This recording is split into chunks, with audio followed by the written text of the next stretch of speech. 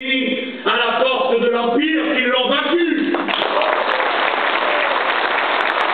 Ils l'ont vaincu pacifiquement, ils l'ont vaincu démocratiquement, mais ils l'ont vaincu le jour où, par leurs décisions politiques, ils ont remis en tête des valeurs qui animent la société et qui dirigent la loi, la personne humaine, la dignité, la souveraineté alimentaire, la souveraineté industrielle, bref, au poste de commande, le programme commun du peuple, qui est d'une immense simplicité, je ne cesse de le répéter.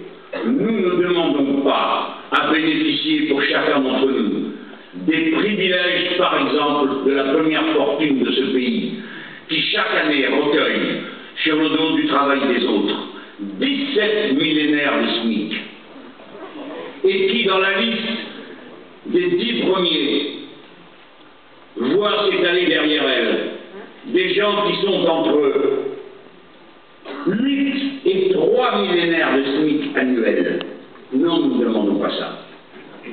Nous demandons que les gosses soient correctement éduqués à l'école. Et pour ça que l'école ait les moyens, quelle que soit la condition sociale des parents. Parce que la partie républicaine des Français n'est forte que de cela. Nous sommes la 6e puissance du monde parce que nous avons une bonne école qui forme bien les enfants pour qu'ils avancent dans la vie et que le pays soit puissant. Parce que nous avons la première main-d'œuvre qualifiée du monde, et je le dis en pensant à ce fait que la productivité horaire des ouvriers français est la première du monde, honte à ceux qui les traitent de feignants avec leurs 35 heures. Nous demandons que quand on est malade, on soit soigné, non pas selon ses moyens, mais selon ses besoins, comme l'a dit tout à l'heure magnifiquement notre camarade infirmière. Oui, selon ses besoins. C'est le début du socialisme réel, ça.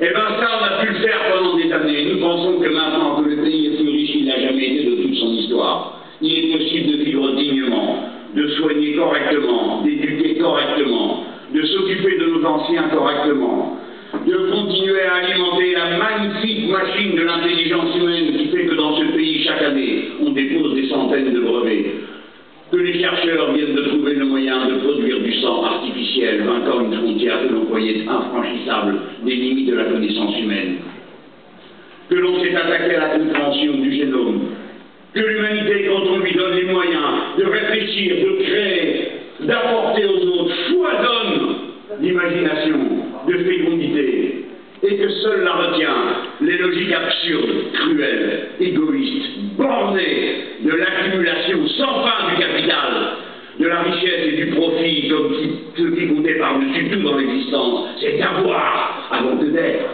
leçon que chacun d'entre nous essaie pourtant d'enseigner à son confrère, à ses enfants. Voilà, la stratégie du programme commun du peuple,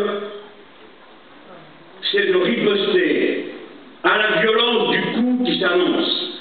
Si vous ne le comprenez pas, et je m'adresse pas à vous dans cette salle, mais à ceux à qui mes propos doivent être répétés.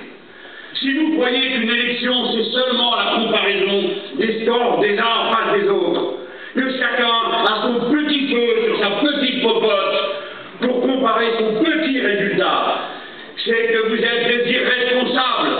Vous ne comprenez pas ce à quoi nous affrontons, ni à qui nous affrontons. Eux ont une main de fer. Ce qu'ils sont en train de faire au G20, ils l'ont annoncé avant dans le sommet européen le 19 mars. Le jour même où par millions les travailleurs de ce pays se rassemblaient, le jour même où ils le faisaient, se tenait le Conseil de gouvernement à l'Europe. Et voici, je ne lirai qu'une phrase car il est trop tard pour vous lire le reste. Ce que disent les conclusions de ce Conseil, ils se sont mis à 27 toute la journée pour trouver ça. La crise fait ressortir, comme le moisi à travers le mur, la crise fait ressortir la nécessité de poursuivre et d'accélérer les réformes structurelles. Vous êtes prévenus. Ne dites pas je n'étais pas au courant. Vous nous à tout le monde autour de nous. Et le chef de l'État qui lui dit les choses moins élégamment la plupart du temps, cette fois-ci, n'a pas trahi sa réputation. Là où le Conseil européen dit la crise fait ressortir la nécessité de poursuivre et d'accélérer ces réformes structurelles, lui dit nous devons profiter de la crise pour accélérer les changements structurels. Vous êtes prévenus, il veut profiter de la crise pour aller plus loin dans la politique qu'il a commencé en 2007. Ça s'appelle la théorie du choc. Il a décidé d'affronter les salariés, la classe ouvrière, les républicains de ce pays qui sont déterminés à défendre leurs acquis sociaux. Voilà ce qu'il faut dire autour de nous.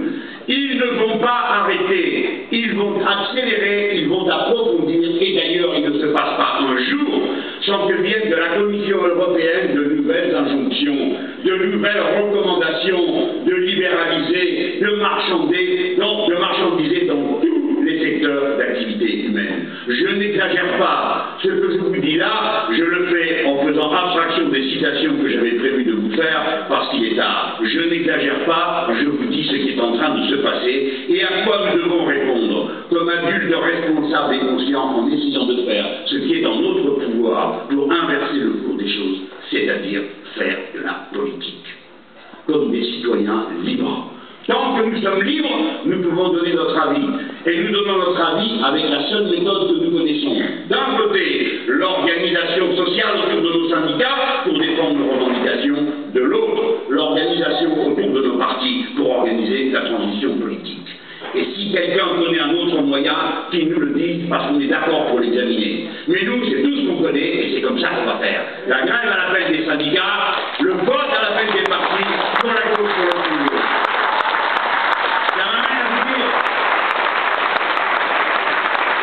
Je présente les choses en les soulignant de trois traits. Je n'essaye pas d'être fin ni subtil. Je dis les choses dans leur brutalité comme elles se présentent devant nous, pour bien signifier ce que nous sommes en train de faire et la gravité qu'il y a pour certains à ne pas nous aider à le faire. Amis et camarades qui faites de la politique et qui êtes des militants politiques, il ne faut pas mythifier le mouvement social. Il ne faut pas mettre sur les genoux des syndicats tout le travail à faire. Grâce aux syndicats, grâce à leur unité, le couvercle de la résignation sociale a été levé. Les travailleurs, les salariés se sont vus nombreux et forts, encouragés par leur unité, à aller plus loin dans le combat. Merci aux syndicats de nous avoir donné ce formidable point d'appui pour résister. Parce que personne d'autre qu'eux était capable de le faire. Ils l'ont fait.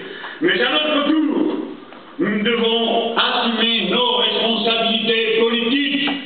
Et notre responsabilité politique, même en partant de peu, c'est d'ouvrir une alternative, de faire une contre-proposition qui ne soit pas seulement voter pour moi parce que je suis le plus intelligent ou le plus beau, mais voter du point de vue de ceux qui représentent l'intérêt général de la patrie républicaine, que l'on en finisse avec la politique du libéralisme. On ne peut pas faire autrement que de se regrouper pour y arriver. Personne n'y arrivera tout seul. Voilà pourquoi il faut faire le front gauche. Voilà ce que signifie d'abord le front gauche. Alors après, bon, le reste c'est facile. On va vous dire, oh là, les élections européennes c'est loin, ça nous saoule. Vous savez, c'est le parti du front de bœuf. Tout le fatigue, tout l'ennuie. À quoi bon? Tous les mêmes. Et voilà comment la voix mielleuse de la résignation se glisse dans les esprits et circule autour de soi, désarmant, désorganisant, divisant, impuissantant. Et qui s'en réjouit, sinon l'adversaire? Qui croyez-vous qui a du mal à dormir en pensant aux élections européennes, sinon la droite? Et quelques autres. Donc ceux-là, ils vont passer leur temps à expliquer que c'est pas important l'élection européenne. Et nous, on va passer notre temps à expliquer le contraire. Ça va pas être facile. On voit bien en ce moment que, on peut se le dire, pour l'instant nous sommes encouragés, le front gauche. Pour beaucoup, quelque chose se présente, une une espérance, le sentiment que son effort personnel va aider à la lutte collective. Oui, c'est vrai, mais ça ne suffit pas. On a beaucoup de travail à faire encore.